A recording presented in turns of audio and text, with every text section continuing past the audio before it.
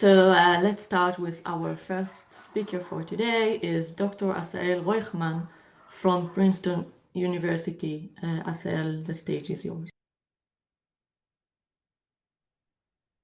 Okay, you see my full screen? You hear me? Yeah.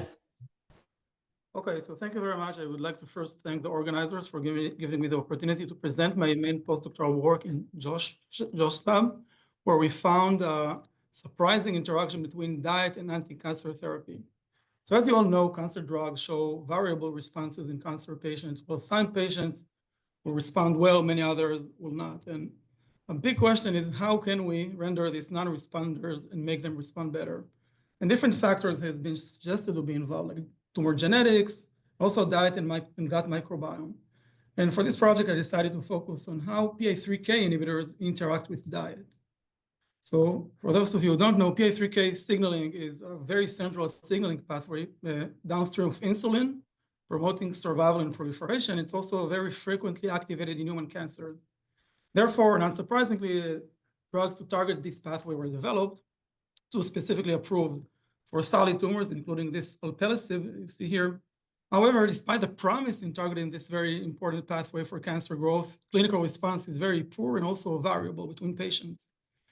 And it has been shown before that ketogenic diet, which is a very high-fat, low-carb diet, which suppresses glucose and insulin, could synergize with PI3K inhibition in pancreatic cancer mouse tumor models. And the mechanism proposed was that PI3K inhibitors could inhibit the pathway, but not very effectively. If at the same time you also inhibit the pathway with insulin-suppressing diet, ketogenic diet, you're getting a stronger inhibition of proliferation. However, if we look closely on the details of the diets used in this study, they're confounded by purified diet. And I'll explain in the next slide what it means, but the control diet was a grain-based chow, while the ketogenic diet is a purified diet. And these two types of diets are very fundamentally different from each other. Grain-based diet is the normal diet mice will receive in animal facilities made from unrefined ingredients, while purified diet is diets you can prepare specifically with defined ingredients. And here you can see in this table some major differences, like for example, macronutrients will come from many different sources, be very complex in grain-based diet, but in purified diets it will be very specific. For example, protein can be like only one protein casein.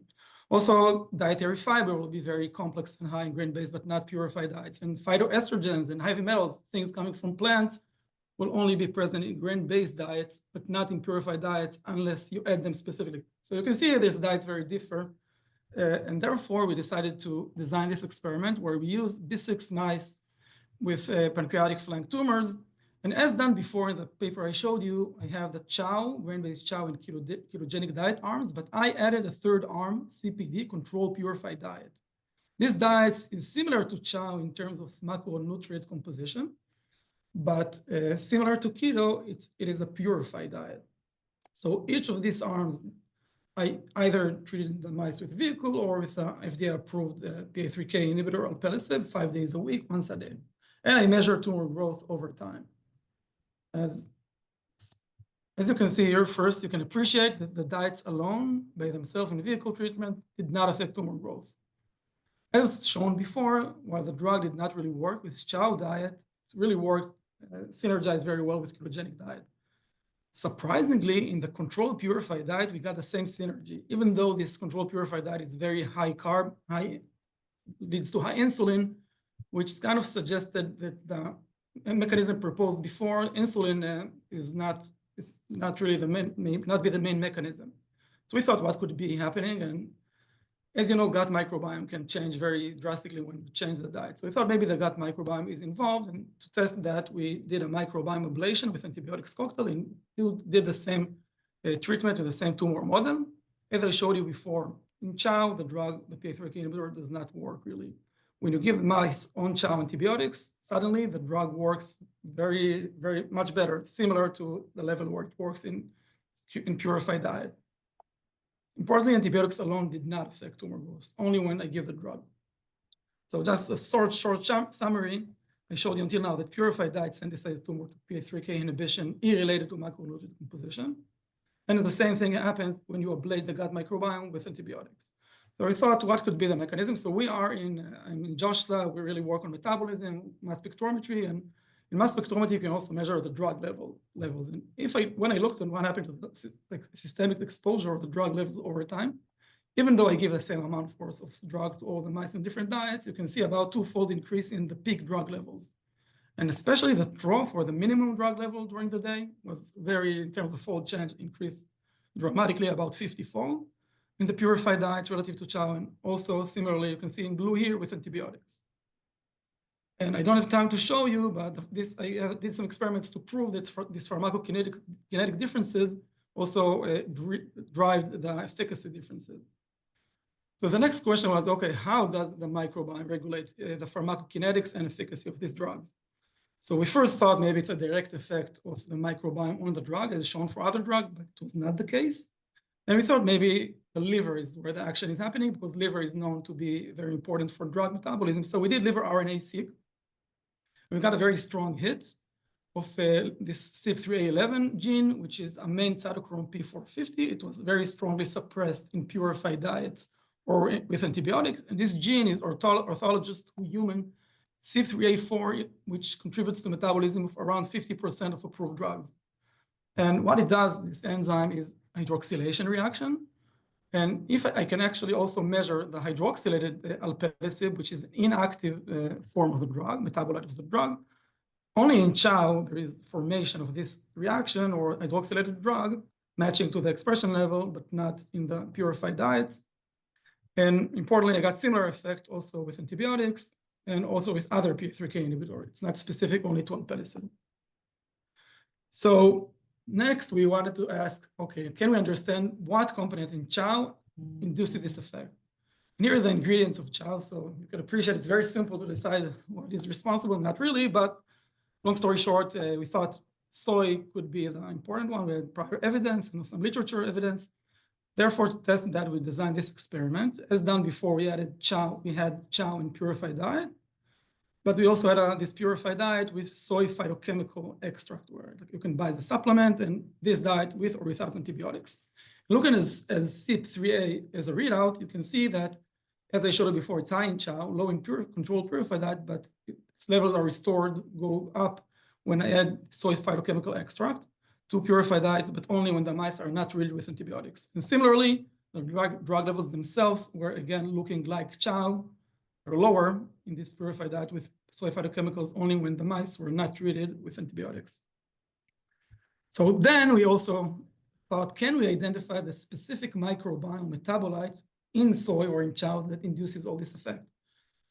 So for this, we use a classical bioassay guided fractionation, where I started with large amounts of cecal content from mice-fed chow, and then by series of HPLC separation, fractionations, and each time measuring PXR activity in each fraction, which is the upstream nuclear receptor to CYP3A, and then each time taking this fraction where I see activity and then doing more fractionation until at the end I was able to get a pure enough fraction to do NMR and validate by LC-MS. Now I was able to identify the active metabolite, which is named soy sapogenol A. It comes from soy, and it is a microbiome metabolite. In the diet, its precursor called soy saponin A, or SSA, is glycosylated. But the gut microbiome can remove this glycosylation, and then you remain with aglycone, which is the active metabolite. And to test really if this metabolite is sufficient to see all that, induce all these effects we've seen, I did a purified diet experiment where I only added this SSA, a single metabolite. And indeed, I found that supplementation of this SSA in the purified diet was sufficient to fully restore CYP3A11 expression only when the mice were not treated with antibiotics, because you need this formation of the microbiome metabolite. And importantly, the tumor growth or the efficacy was also similarly reversed by adding to purified diet this SSA, as you can see in green here relative to the orange, again, only when the mice were not treated with antibiotics, which is a red. So to summarize, the suggested model is the following. Purified diet or soy-free purified diet, either keto or high carb or antibiotic treatment, both will lead to no formation of soy sapogenol, this important microbiome metabolite, either because you don't have the precursor, dietary precursor, or because you don't have the microbiome to do this transformation. Therefore, this condition will fail to induce liver cytochrome P450, which will lead to higher exposure to the drugs and improve tumor control. And with that, I would like to thank my mentor, Josh, many people that help in the lab, collaborators, and funding sources, and you for listening, and happy to take any questions. Thank you so much, Asael. Any questions from the panelists? You can unmute yourself.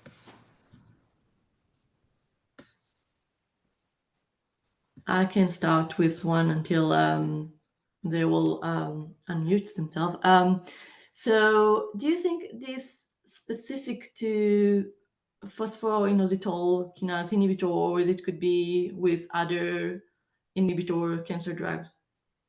Yeah, great question. So my research was focused on PI3K inhibitors in cancer, but as I showed in the middle of the slide, this CYP3A, which is in levels are induced by this soy compounds, microbiome compounds, is known to affect many, many drugs, not only cancer drugs, like 50% of FDA approved drugs, which highlights that this actually can be very much generalizable to many other drugs, not only specifically cancer drugs. So yeah, it should be very highly general. It can be generalized, and actually I saw like other drugs I randomly tested, I also saw the same effect. Very interesting. Any other questions from? Yes, please, I would like to ask something. Sure. Yeah, thank you very much for the wonderful talk. I wonder if you tested the effects or the downstream effects of prostaglandins, and if inflammation is also involved. Yeah, I can tell you it's not related to an inflammatory effect because I see exactly the same effect in NSG mice, which are completely immunodeficient. So it's not an immune effect. Some of the earlier things we tested. Yeah. Thanks. I'm interested to know what are the therapeutic implications. So how do you think that your finding will be translated into the clinic? Yeah, great questions. So we're thinking now on doing some clinical trials from this. I didn't have time to show you, but ritonavir is a known CYP3A inhibitor. And basically, we think that it could be even that in patients, the fact that we're getting the drug once a day, similar to the mice, limits the efficacy. So we think like boosting the drug levels with ritonavir, which is, and actually you don't need diet or antibiotics, which is other possibilities to induce the drug levels, might be beneficial to patients that do not respond to this drug. Of course, we need to take into account toxicity, which can also, when you increase the drug levels, but we think it's not similar to simply increasing the dose. It's much stronger effect. I also tested that. So this is like one option. Any other questions? Yes. Yes. I have very beautiful work. Thanks. Cyril Cohen, Dean of the Faculty of Life Sciences at Bar-Ilan University. So basically, how do you see the continuation of this kind of work? Do you plan to develop a system to identify this kind of metabolites that have such an effect, or do you think that there might be a synergistic effect with other compounds? Yeah, so I'm developing my research plan. My future interest is to continue and discover.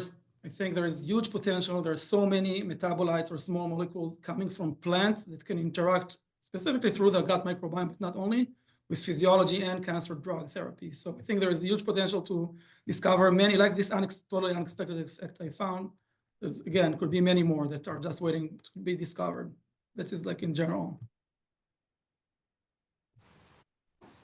All right. Maybe one last quick question, if there is any. If not, we thank you so much, Asael, and we will move forward to our next speaker. Thank you very much, everybody. Thank you.